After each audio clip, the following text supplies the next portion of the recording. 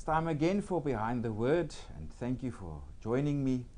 And this Sunday we'll have a word from the Epistle to the Hebrews. Also next Sunday we'll also have another word from Hebrews. But for this Sunday service we have a divine service entitled Our Profession of Hope. And our Bible words from Hebrews 10 verses 23 to 25. Let us hold fast the confession of our hope without wavering. For he who promised is faithful. And let us consider one another in order to stir up love and good works, not forsaking the assembling of ourselves together, as is the manner of some, but exhorting one another, and so much the more as you see the day approaching. So, Hebrews, just briefly, I'll give more context for next week's video. But just briefly, Hebrews was written for Jewish Christians. It was a community that was persecuted, and they had a very rough time being followers of Jesus, and some became disgruntled with it and got tired of it, and so started withdrawing.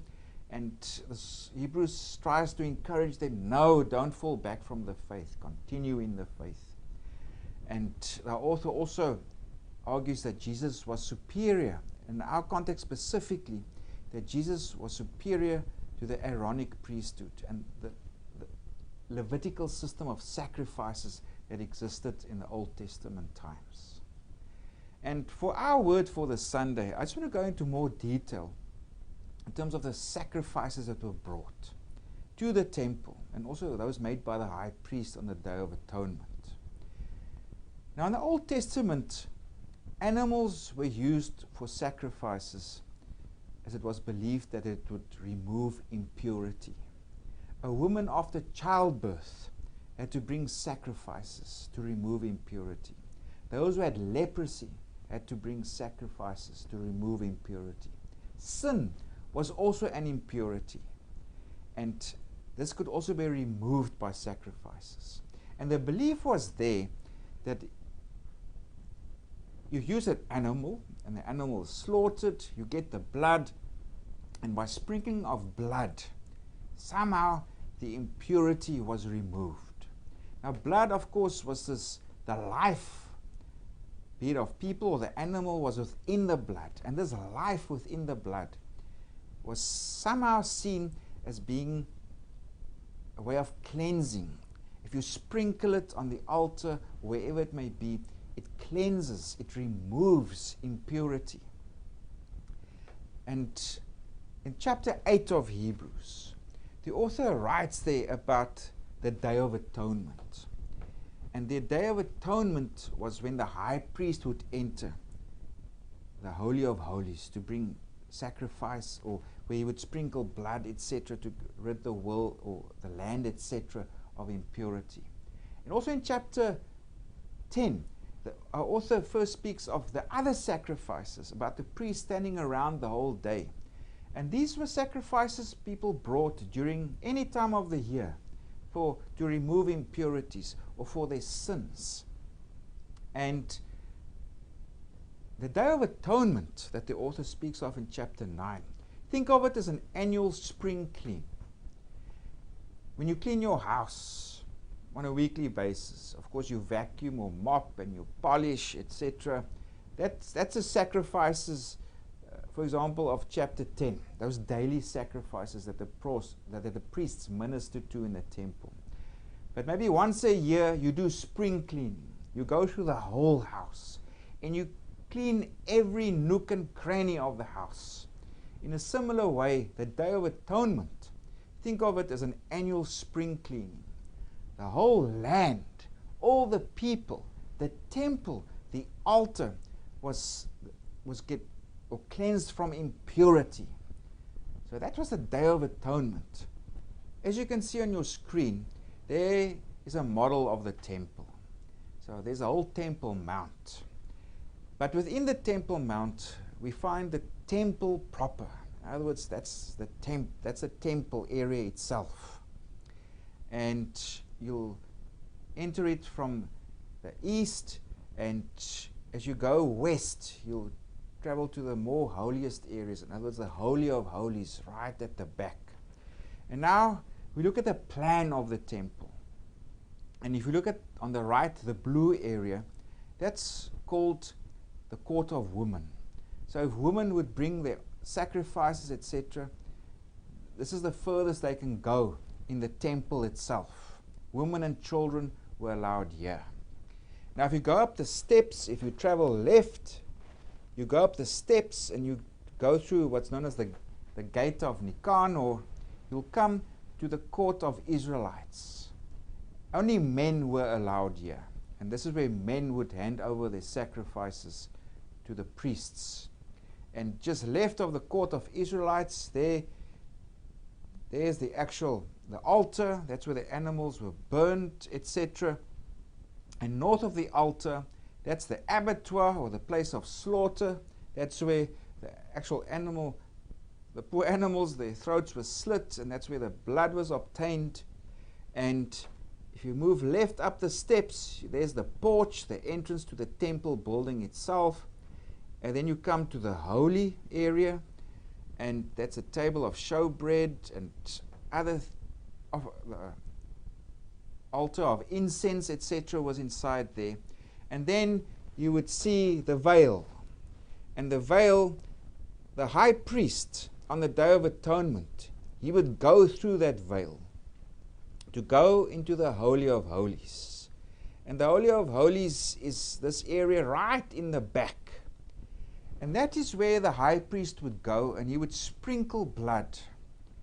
And the high priest then would also go back to the altar, and he would rub blood on the horns of the altar, and he would sprinkle it at the base of the altar. And in this way, impurity would be removed from the land. And it was only the high priest who had this right to go into the Holy of Holies one time per year on the Day of Atonement. And now that's relevant to our textual unit. Now for the Sunday, our textual unit is Hebrews 10 verses 19 to 25. And that's access to God through the sacrifice of Christ. So it's a special access to God. Like the high priest had a special access to the Holy of Holies.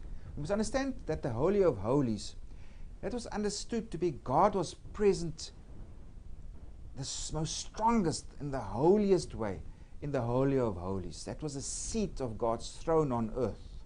That was the holiest place in all of the world. And now our author, he also writes this, what the high priest did on the Day of Atonement, and the temple itself are just copies of the true temple, of the eternal temple. And this eternal temple is in heaven. That's where God is. The Holy of Holies, the holiest place, is the heavenly temple where God is. So this earthly temple and the sacrifices that were brought here, they were just copies of the true temple. So they were not meant to last forever. They pointed us to the deeper truth, or the deeper the reality of God's temple, and also of Christ's sacrifice. Jesus, according to Hebrews, is the true high priest. He brought the true sacrifice, the once for all sacrifice, and he offered himself in this. So that's the theological emphasis of Hebrews. Jesus is the high priest who atoned for his sins, for our sins. It was his blood that was sprinkled that brought about purification, where all sins were removed, etc., and impurity as it was understood back then. And Jesus is the one, through this, who entered the true heavenly temple, the true Holy of Holies. And now if we go to verses 19, he says, "Therefore, brethren, having boldness to enter the holiest by the blood of Jesus, by a new and living way which he consecrated for us through the veil that is his flesh." So our author is speaking here of the heavenly temple. Have boldness, or the word can also be translated as courage. Have courage to enter the holiest place. And that So in other words, where the priest, or the high priest, only he himself could go into the earthly temple once a year, into the Holy of Holies. Our author says now, you have the right and the privilege to enter the heavenly temple, the holiest of holies, the true temple, and be bold about it. Have courage. So think of it like if you go to a concert and you have VIP tickets and you have front seats and you also have backstage pass where you can go meet the band and meet them personally. You have the special privilege. That, in a sense, is what our author is also saying here. It says you have VIP tickets.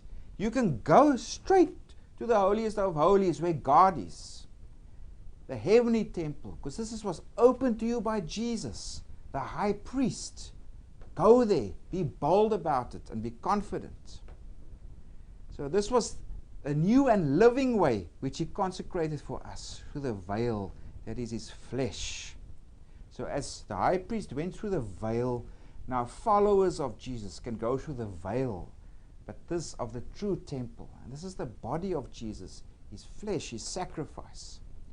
And having a high priest over the house of God. Because Jesus is there. He's given us permission. We can go there. He's a high priest who made this path for us to enter into the heavenly Holy of Holies. Let us draw near with a true heart in full assurance of faith.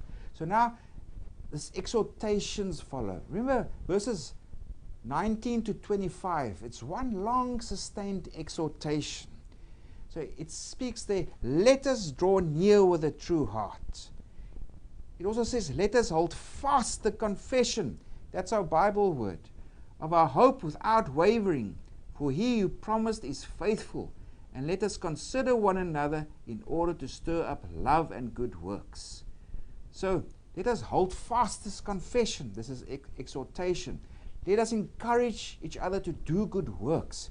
Because we have the special access, the special privilege of entering the heavenly temple. So, he carries on also, not forsaking the assembling of ourselves together, as is the manner of some, but exhorting one another, and so much the more as you see the day approaching. So we have this exhortation, let us draw near with a true heart. Let us hold fast the confession. And let us consider one another. This is exhortations. Hold fast to what you have. You have this privilege. You have this access to God's throne, to the Holy of Holies. And also, let us support one another. We cannot do this by ourselves. Let's not withdraw from the fellowship, but let's come to the fellowship. Let's stir in each other good works. Let's mutually encourage and support one another. It's because we have Jesus, this high priest, who opened the veil, who opened the veil through his own body to the heavenly temple. And we have the special access where God is. Unlike only where the high priest could enter the Holy of Holies once a year on the earthly temple. So that's our word for this Sunday. It's a word of exhortation. Hold fast to your confession. Because we have Jesus, our high priest, who's opened up the way for us and has given us permission. We can go to the Father and be courageous in this and be bold in this. So thank you for joining me. Until we see each other again. Goodbye.